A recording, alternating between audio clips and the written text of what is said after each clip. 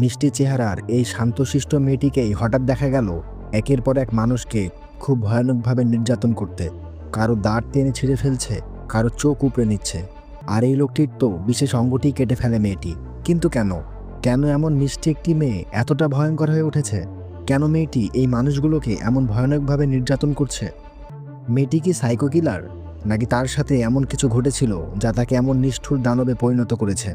এই ভয়ঙ্কর লোহমর্ষক রহস্যের উত্তর পেতে ভিডিওটি 1 সেকেন্ডও মিস করবেন না। তবে হৃদয় দুর্বল হলে সাবধান, কারণ এই গল্প সহজে ভুলতে পারবেন না আপনি। মূল ভিডিও শুরু করার পূর্বে একটি অনুরোধ, ভিডিওটিতে লাইক দিয়ে সঙ্গেই থাকুন। আর আপনি যদি আমাদের চ্যানেলে নতুন হয়ে থাকেন তাহলে সাবস্ক্রাইব করতে ভুলবেন না। চলুন তাহলে শুরু করি আজকের গল্পটি। গল্পের শুরুতেই আমরা জেনিফার নামের এক মেয়েকে দেখি। সে পেশায় একজন রাইটার। জেনিফার নতুন একটি উপন্যাস লেখার কাজ শুরু করেছে, আর তাই শহরে কোলাহল ছেড়ে নিরিবিলি এক গ্রামে যাচ্ছিল, যেন সে তার লেখাটি সুন্দরভাবে শেষ করতে পারে। গ্রামে পৌঁছে প্রথমে সে এক দোকানে যায় এবং অ্যালি নামের একজনের সঙ্গে দেখা করে, কারণ তার কাছেই ছিল জেনিফারের নতুন সেই বাড়ির চাবি। অ্যালি সেই বাড়িটির মালিক। সে জেনিফারকে বাড়িটির চাবি দেয় এবং কোন রাস্তায় গেলে বাড়িটি পাওয়া যাবে সেটা দেখিয়ে দেয়। কিছুটা দূর যাওয়ার পর জেনিফারের গাড়ির পেট্রোল শেষ হয়ে যায়, তাই সে পেট্রোল নেওয়ার জন্য একটি পাম্পে দাঁড়ায়। সেখানে দেখা যায় অ্যান্ডি এবং স্ট্যানলি নামে দুজন লোককে। তারা জেনিফারের দিকে লোলুপ দৃষ্টিতে তাকিয়েছিল। আসলে এটি খুব নির্জন একটি গ্রাম। এই গ্রামে শহরের কোনো মেয়েকে দেখে তারা খুব অবাক হয়। তখন সেখানে জনি নামের আরেকটি লোক আসে। সে এই পেট্রোল পাম্পেই কাজ করে। অ্যান্ডি, স্ট্যানলি আর জনি তারা সবাই বন্ধু। তারা এই পাম্পেই সবসময় আড্ডা দেয়। পেট্রোল নেওয়া শেষে জনি জেনিফারকে জিজ্ঞেস করে, তুমি এই গ্রামে কেন এসেছো? জেনিফার বলে, আমি একজন রাইটার, সামনের এক বাড়িতে কয়েকদিন থাকবো লেখালেখি করার জন্য। হঠাৎ জেনিফারের পায়ে লেগে পানি ভর্তি একটি বালতি পড়ে যায় আর জনির প্যান্ট ভিজে যায়। এটা দেখে অ্যান্ডি আর স্ট্যানলি হেসে ওঠে। জেনিফার তখন তাদেরকে সরি বলে, এরপর সেখান থেকে চলে যায়। অল্প কিছু সময় পরে জেনিফার সেই বাড়িতে পৌঁছে যায়। বাড়িটি ছিল জঙ্গলের বেশ গভীরে। তো এবার জেনিফার তার লেখা শুরু করে। তখন হঠাৎ বাড়িটির পেছন থেকে কিছু শব্দ আসে। জেনিফার দরজার দিকে এগিয়ে যায়। সে দেখে ঘরের দরজা খোলা, কে যেন খুলে রেখেছে, কিন্তু আশ্চর্যজনকভাবে সেখানে কাউকে দেখা যায় না। সে ঘরের ভেতর ঢুকে দেখে অনেক যন্ত্রপাতি আর কিছু বিষাক্ত কেমিক্যালের ড্রাম পড়ে আছে। জেনিফার মনে মনে ভাবে, এই ঘরটি এখানে কেন, আর এগুলোই বা কি কাজে ব্যবহার হয়? এরপর সে তাড়াতাড়ি ঘরের দরজা বন্ধ করে আবার নিজের ঘরে ফিরে আসে। তারপর সে আবার তার লেখায় মন দেয়। কিন্তু হঠাৎ ভুল করে তার কাপড়ে বিয়ারের বোতলটি পড়ে যায়। কাপড় পরিষ্কার করার জন্য সে বাথরুমে যায় এবং নিজেকে পরিষ্কার করতে থাকে। ঠিক তখনই দেখা যায় কেউ একজন জানালা দিয়ে লুকিয়ে জেনিফারের শরীর দেখছিল।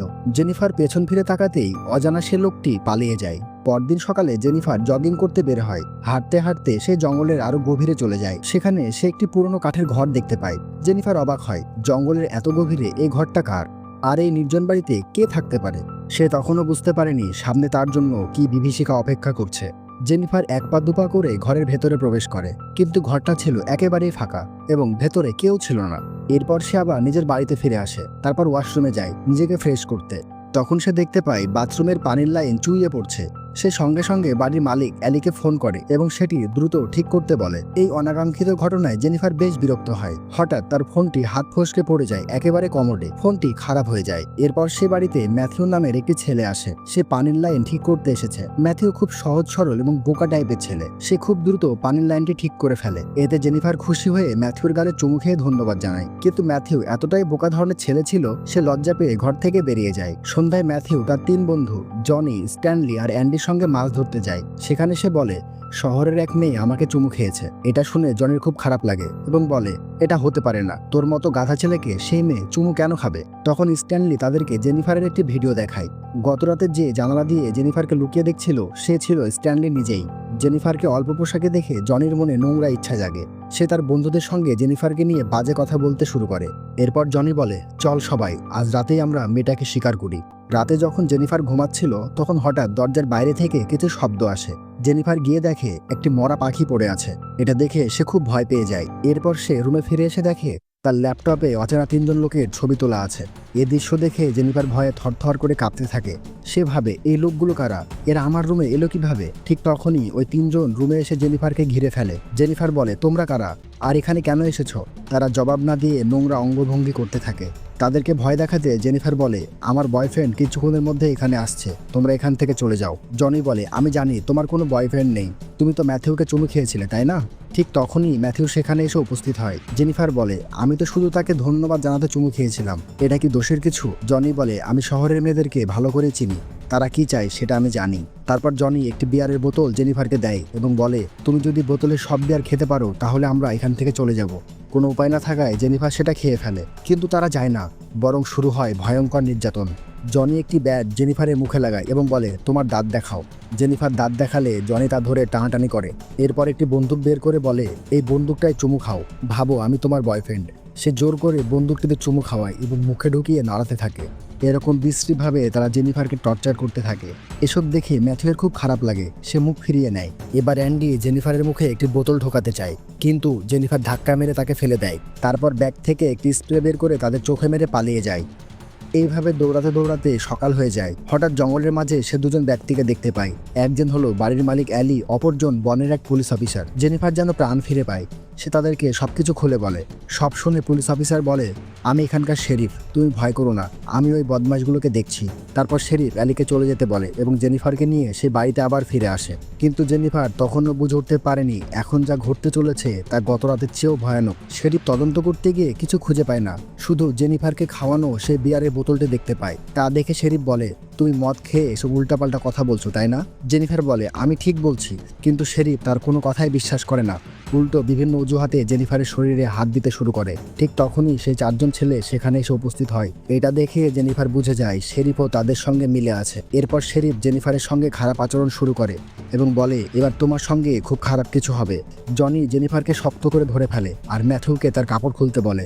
এরপর তারা জেনিফারের শরীরে সব কাপড় খুলে নেয়। এবার ম্যাথিউ জোর করে জেনিফারের সঙ্গে মিলিত হয়। জেনিফার প্রচণ্ড কষ্ট পায় এবং চিৎকার করতে থাকে। এদিকে তারা পৈশাচিক আনন্দে আত্মহারা হয়ে যায়। এমন সময় শেরিফের বাড়ি থেকে তার মেয়ে অ্যাঞ্জেল তাকে ফোন করে এবং বলে সে যেন দ্রুত বাসায় ফিরে আসে। শেরিফ তার মেয়েকে বলে, ঠিক আছে, আমি তাড়াতাড়ি ফিরে আসব। এরপর তারা জেনিফারকে ওই অবস্থায় ফেলে রেখে সেখান থেকে চলে যায়। জেনিফার অনেক কষ্টে উঠে দাঁড়ায় এবং উলঙ্গ অবস্থায় সেখান থেকে বেরিয়ে পড়ে। কিন্তু কিছু দূর যাবার পর আবার তারা জেনিফারকে ঘিরে ধরে। এবার তারা তাকে পানিতে ডুবাতে থাকে। এবার শেরিফও তার কাপড় খুলে ফেলে এবং খুব নির্মমভাবে জেনিফারকে নির্যাতন করতে থাকে। তীব্র ব্যথায় জেনিফার চিৎকার করে। এবার সেই পাঁচজন একে একে জেনিফারের সেই নিথর দেহের সঙ্গে মিলন করতে থাকে। এইভাবে কয়েক দফা তাদের পৈশাচিক নির্যাতন চলতে থাকে এবং সবশেষে যখন তাদের মন ভরে যায় তখন তারা জেনিফারকে ছেড়ে দেয়। জেনিফার কোনো মতে উঠে দাঁড়ায় এবং এই ভয়ানক নির্যাতনের ফলে সে পুরোপুরি পাগল হয়ে যায়। জেনিফার একটি ব্রিজের কাছে আসতেই সেই পাঁচজন আবার তার পথ আটকায় এবং তাকে হত্যা করতে চায়। তখন জেনিফার সেই ব্রিজ থেকে নদীতে লাফিয়ে পড়ে। তারা ভাবে জেনিফার মনে হয় মারা গেছে, তাই তারা পাঁচজন জেনিফারের লাশ ভেসে ওঠার জন্য সেখানে অপেক্ষা করতে থাকে। তারা ভাবে স্রোতের টানে তার লাশটি হয়তো দূরে চলে গেছে। এরপর তারা জেনিফারের ব্যবহৃত সব জিনিসপত্রগুলো পুড়িয়ে ফেলে যাতে কোনো প্রমাণ না থাকে। তারপর তারা নিজেদের বাসায় ফিরে আসে এবং তাদের স্বাভাবিক জীবনযাপন শুরু করে। তাদের ভাবসাব দেখে মনেই হয় না তারা অনেক বড় কোনো অপরাধ করেছে, কিন্তু তারা জানতো না জেনিফার তাদের জন্য কি মরণ ফাঁদ তৈরি করছে। এইভাবে কয়েক সপ্তাহ পার হয়ে যায়। হঠাৎ একদিন স্ট্যানলি এসে শেরিফকে বলে, আমার ক্যামেরাটি চুরি হয়ে গেছে। সেই ক্যামেরাতে জেনিফারের সঙ্গে আমরা যা করেছি তার ভিডিও ক্লিপ ছিল। শেরিফ বলে, চিন্তার কিছু নেই, আমি দেখছি ব্যাপারটা। সেই রাতেই জনি তার ঘরে শুয়েছিল। আচমকা কিছু শব্দ পেয়ে জনি বাইরে গিয়ে দেখে সেখানে একটি মরা পাখি পড়ে আছে। জনি ভাবে তার বন্ধুরা হয়তো তার সাথে মজা করছে। পরের দিন ডিউটি শেষ করে শেরিফ যখন তার বাসায় যায় তার স্ত্রী তাকে একটি ডেলিভারি বক্স দেখায় এবং বলে, কুরিয়ার সার্ভিস থেকে কেউ তোমাকে এটা পাঠিয়েছে। শেরিফ বক্সটি খুলে দেখে এটা জেনিফারের সঙ্গে করা তাদের সেই ভিডিওর ক্যাসেট। শেরিফ তখন খুব ভয় পায়। সে ভাবতে থাকে নিশ্চয়ই তারা চারজন তাকে ব্ল্যাকমেল করার চেষ্টা করছে। শেরিফ তখন সেই চারজনকে মারতে শুরু করে আর বলে, তোরা কি আমাকে ব্ল্যাকমেল করার চেষ্টা করছিস? তখন জনি বলে, এটা আমরা করিনি, আমার মনে হয় এটি ম্যাথিউয়ের কাজ, কারণ সেই ঘটনার পর থেকে ম্যাথিউকে আর দেখা যাচ্ছে না। তখন শেরিফ তাদেরকে বলে, ম্যাথিউকে ধরে আনার ব্যবস্থা কর। তারপর সেখান থেকে শেরিফ চলে যায়। এদিকে ম্যাথিউ জেনিফারের সেই বাড়ির সামনে বসে নিজেকে অপরাধী ভাবে।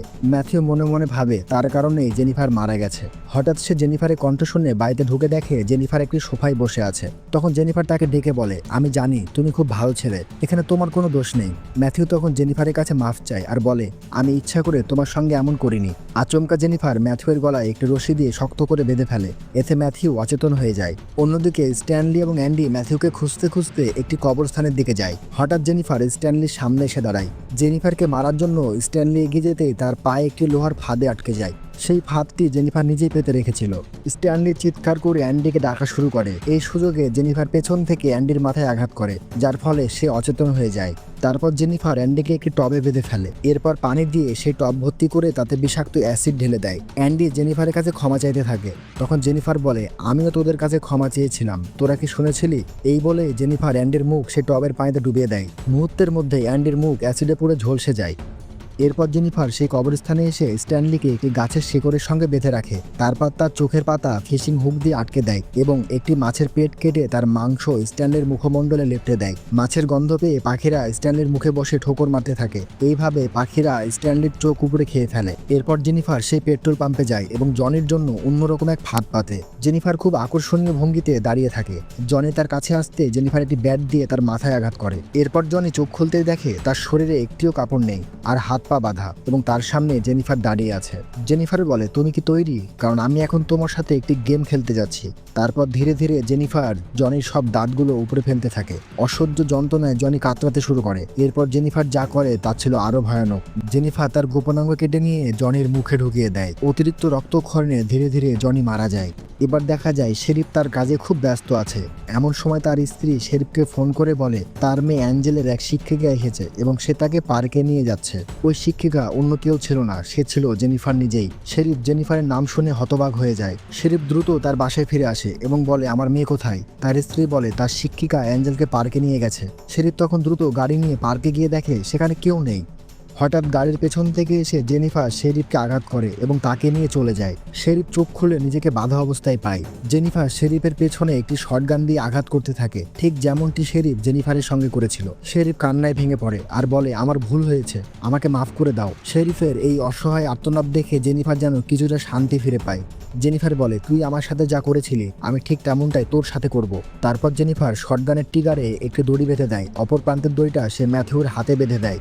তারপর জেনিফার বলে, ম্যাথিউয়ের জ্ঞান ফিরে আসলে যখন সে তার হাত নাড়াবে তখন তোদের দুজনের একসাথে খেল খতম হবে। তারপর জেনিফার বাইরে বসে সেই সময়ের অপেক্ষা করতে থাকে। কিছুক্ষণ পর ম্যাথিউয়ের জ্ঞান ফিরে আসে। শেরিফ ম্যাথিউকে বলে, নড়িস না, চুপ করে থাক।